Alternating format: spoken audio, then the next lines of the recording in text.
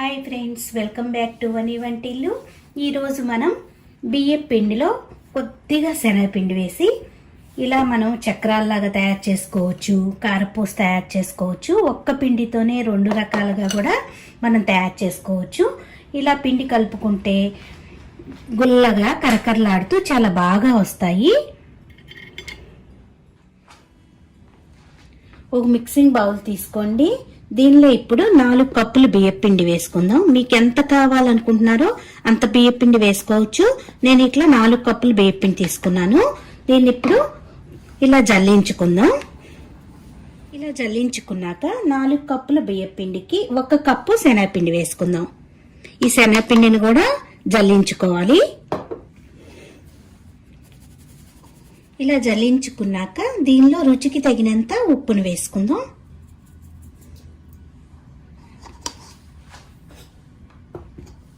రెండు టేబుల్ స్పూన్లు వాము తీసుకుని అరచేతిలో కొద్దిగా ఇలా ప్రెస్ చేసుకుని వేసుకుంటే ఆ స్మెల్ అనేది వచ్చి మనకి చక్రాలు చాలా బాగుంటాయి. ఇలా వాము వేసుకోండి. మీరు తినే కారాన్ని బట్టి కారం వేసుకోవాలి. నేను ఇట్లా 1 టేబుల్ స్పూన్ కారం వేస్తున్నాను. మొత్తం కూడా ఒకసారి కలుపుకొని దీనిలో 1 టేబుల్ స్పూన్ బటర్ కానీ నెయ్యి కానీ ఆయిల్ కానీ ఏదైనా వేసుకోవచ్చు.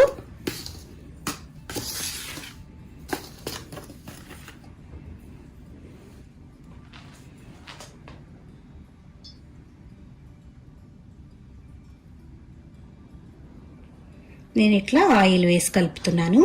ఈ ఆయిల్ అంతా కూడా పిండికి కలిసేలా కలుపుకోవాలి. ఇలా మొత్తం కలుపుకున్నాక బాగా కాసిన నీళ్ళని పోసుకుంటూ గట్టి ముద్దలాగా కలుపుకోవాలి. వేడి నీళ్ళతో కలుపుకుంటే చేయి కాలుతుంది కాబట్టి గెరిటితోనే కలుపుకోండి.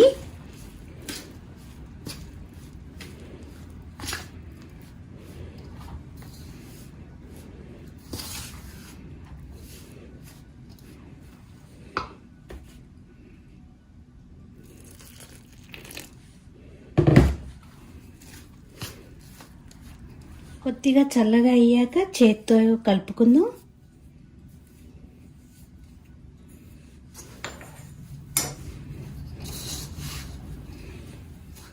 చూడండి, ఇలా గట్టి ముద్దలాగా కలుపుకున్నాం కదా. ఇప్పుడు ఇట్లా చక్రాలు ఒత్తుకునే గిద్దలు తీసుకోండి. దీనిలో ఇప్పుడు మనం కలుపుకున్న పిండిని దీనిలో పెట్టుకుందాం.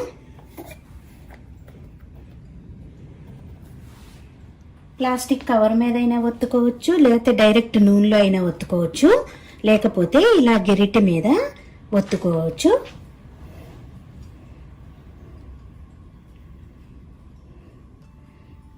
ఇట్లా చిన్నగా ఇట్లా ఒక్కొక్కటి ఒత్తుకోవాలి.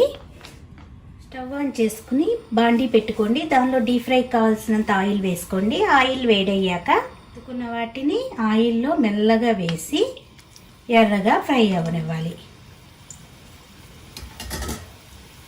ఒకవైపు వేగాక రెండో వైపు తిప్పుకుందాం.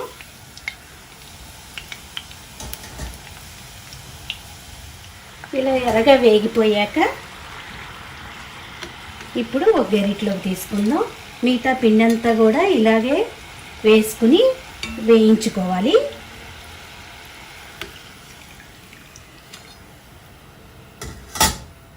ఇలా అన్నీ వండుకున్నాం కదా. ఇవి స్టోర్ చేసి పెట్టుకుంటే 2 నెలల వరకు కూడా తినచ్చు. చాలా క్రిస్పీగా టేస్టీగా ఉన్నాయి, గుల్లగా కరకరలాడుతూ ఉన్నాయి.